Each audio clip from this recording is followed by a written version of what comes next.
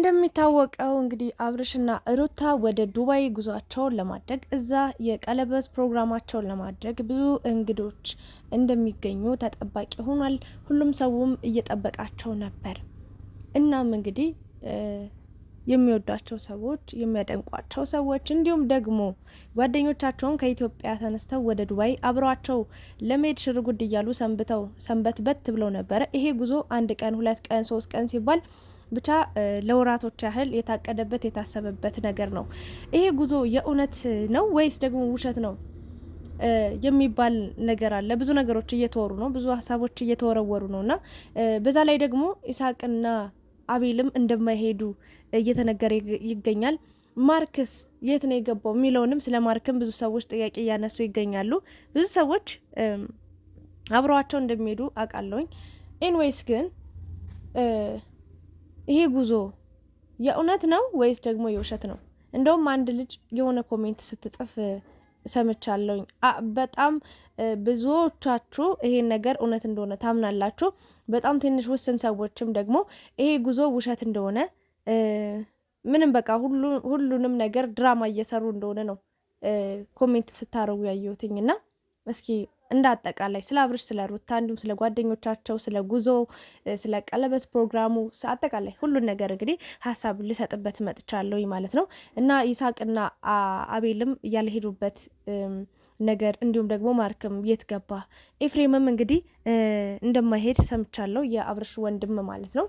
ምንድነው ያለው ነገር በአጠቃላይ እስኪ እናወራለን። በመጀመሪያ እንዴት ናችሁልኝ ውድ የቻናሌ ቤተሰቦች?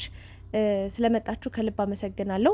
እንግዲህ አብርሽና ሩታ 1 ቀን 2 ቀን እየሆነ ከዛ ቀናቶች ሳምንታቶች ወራቶች እንግዲህ አመታትን ተክተው ዛሬ ላይ ደርሰዋልና እስከ ዛሬ ድረስ እስከዚህ ሰዓትና ደቂቃ ድረስ አንዳንድ ሰዎች ያላመናችሁ ሰዎች አላችሁ። ያው እናንተ ያለማመን ችግር ስላለባችሁ ነው። ወይም ደግሞ አንዳንዴ ማመን የማትፈልጉት ነገር ከሆነ አታምኑም። በቃ ምንም አይነት ነገር እና ብታምኑም ባታምኑም ግድ አይሰጠንም። ግን ደግሞ እዚህ ጋር ያለውን እውነታ እኔ ልናገር ነው የመጣሁትኝ ማለት ነውና አብርሽ ሩታ የእውነት ነው የሚሄዱት።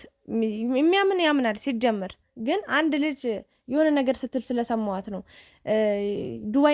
ዱባይ ነን ሄድን ፕሮግራም አካሄድ ምናምን ብላችሁ እንኳን ይሄኔ የሆነ ኢትዮጵያ ውስጥ የሆነ ሆቴል ቁጭ ብላችሁ ቪዲዮ ቀርጻችሁ ነው የምትለቁት እስከ ማለት የደረሱ ሰዎች አሉና እንደዛ አይደለም። አብርሽ ሩታ ትክክለኛ የቀለበት ፕሮግራም ትክክለኛ ጓደኞቻቸው ትክክለኛ ወዳጆቻቸው አጅበዋቸው ወደ ዱባይ ጉዟቸውን አድርገዋል ማለት ነው። የሚቀሩት ወይም ደግሞ አቅም የሌላቸው አሉ ወይም ደግሞ ብር ያልያዙ በጀት በጣም ብዙ ብር ነው የሚጠይቀው እንደምታውቁት። እንደገና ደግሞ ጉዟቸው በአንድ ቀን የሁሉም አሁን ለምሳሌ ይሳቅና አቤል በአንድ ቀን ከነ አብርሽ ሩታ ጋር ከሁሉም ጋር እና በ2 ቀን ሊደርሳቸው ይችላል። እነሱ መሄዳቸው አይቀርም። የቀሩበት የዘገዩበት ምክንያት ያን ነው ማለት ነው። እና ሌላኛው ደግሞ እንግዲህ ጽጌም ዳኒም በጣም እንደፈሩ አብርሽም ሩታም በጣም እንደፈሩ ነው እየተናገሩ የነበሩት። ለምን ፕሮሰሱ በጣም ከባድ ነው። በቃ ዝም ብላችሁ ውጥት ብላችሁ ሂደት ፓስፖርት ያዛርጋችሁ ልክ እንደ ሀገር ውስጥ መረራ ወይ እንደ ሀገር ውስጥ ጉዞ አይደለም። በጣም ብዙ ፕሮሰሶች አሉት። እንደዛማ ባይሆን ኖሮ በ2 ቀን ውስጥ ገብተው ነበር እስካሁን። ግን አይሆንም፣ ብዙ ፕሮሰሶች አሉት። ለዛ ነው እና ምን ልላችሁ ነው ጉዟቸው ትክክለኛ ጉዞ ነው። አብርሽና ሩታ ከ2 ቀን ከ3 ቀን በኋላ ኢቭን እንደዛ አይቆይም። ሲጀመር አሁን ዱባይ ገብተዋል። እውነቱን እንነጋገር ከተባለ ዱባይ ላይ ናቸው። ጥሩ ጊዜ እያሳለፉ ነው።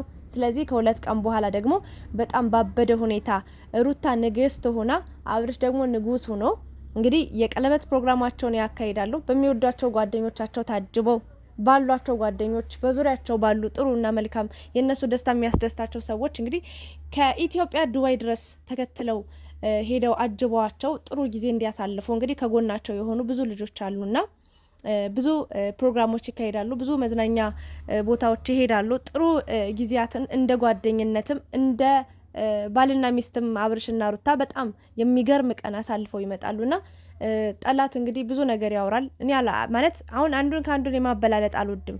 ወይም ደግሞ አንዱን ለመጣል ለምሳሌ ልክ እንደው ሩታ ሌላ ሰው አብርሽ ሌላ ሰው አድርጌ ምሳሌ ልስጣችሁና አብርሽን ለማድነቅ አብርሽን ከፍ ለማድረግ ሩታን ዝቅ ማድረግ አልፈልግም፣ አልወድም በህይወቴ ማለት ነው።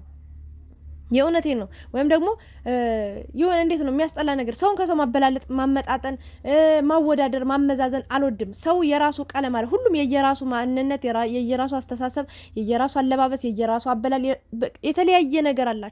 ሁሉም የራሱ ነገር አለው እና አንዱን ለመጣል አንዱን ከፍ ማድረግ አይጠበቅባችሁም።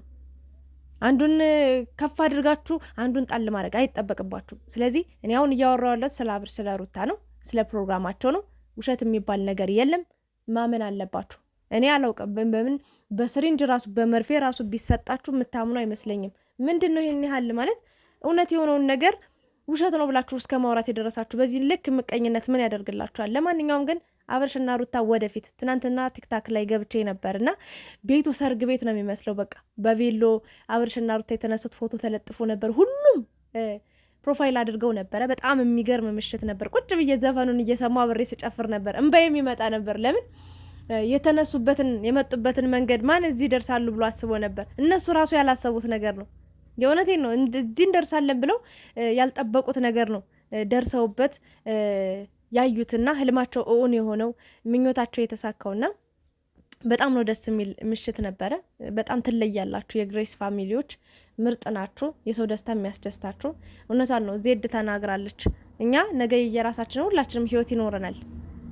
ሁሉም ሰው የየራሱን ህይወት የየራሱን መንገድ ይኖራልና በአብርሽና በሩታ ቀልድ አናውቅም። እስካለን ድረስ እንደግፋችኋለን፣ እናበረታታችኋለን። እና ውዶችዬ ይሄ እቅድ ይሄ ጉዞ ታሪካዊ ጉዞ ነው። ለመጀመሪያ ጊዜ የሚሄድ አለ፣ ለአራተኛ ጊዜ ለአምስተኛ ጊዜ የሚሄድ ሰው አለ።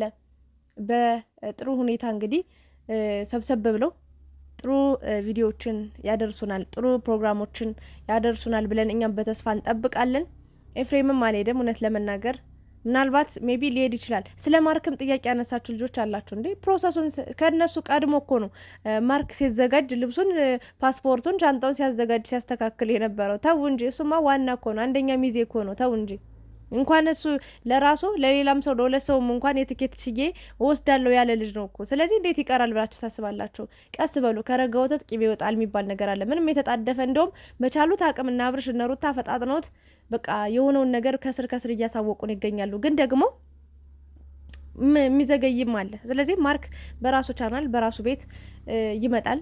እንግዲህ ዱባዮች በሰላም ተቀበላቸው፣ በሰላም ግቡ፣ በሰላም ድረሱ። እስካሁን ገብቷል ሲጀመር ዱባይ ማለት ነውና ቪዲዮ ኤዲት ተደርጎ እስኪፖስት እንደዛ ነው የሚቆየው ብዬ ነው የማስበው። ለማንኛውም ግን በጣም ይህን ፕሮግራም እስከማይ በጣም ጓጉቻለሁ። መልካም ጉዞ ይሆንላችሁ። በደስታ ተላቅሰው በቃ ደስ ብሏቸው በቃ ኧረ ዳኒና ጽጌ ግን የጨዋታ ድምቀት ናቸው። እኔ አልዋሽም። ለምን ዋሻለሁ? እኔ በሩታና በአብርሽ ሲመጡብኝ በማይገባ ነገር ሲገቡ በማይፈተፈት ነገር ገብተው ሲፈተፍቱ ሲፈረፍሩ ሳይ ነው እንጂ የምናደድባቸው ጨዋታ አዋቂ ናቸው። በእውነት የእውነት ነው የምላችሁ። አብርሽንም ሩታንም ንቅት የሚሉት በቃ ዳኒና ጽጌ ሲኖሩ በቃ የጨዋታው ድምቀት ናቸውና ሩታየም ፍልቅልቋ እንግዲህ እንኳን ደስ ያለሽ። ወግ ማዕረግሽን ልታይ ነው።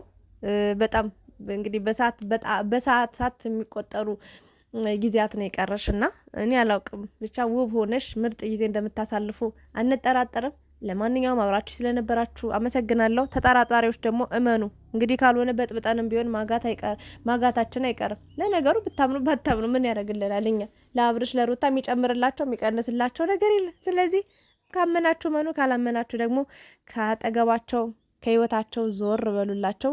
ቦታም መስሚያም የላቸውም። የሚሰሙት እነሱ የሚደግፋቸውን የምናበረታታቸው የምንወዳቸውን የእነሱ ስኬት የሚያስደስተን የእነሱ ደስታ የሚያስደስተንን ሰዎችን ብቻ ነው መሆንም ያለበት እሱ ነው እላለሁ። ላይክ፣ ሼር፣ ሰብስክራይብ ማድረጋችሁን እንዳረሱ። የአብርሽ የሩታ ወዳጆች፣ የጽጌ ዳኔ፣ ሁሉም የይሳቅም የአቤልም የሁላችሁ ወዳጆች አላችሁ። አመሰግናለሁ። ሰላም ቆዩልኝ።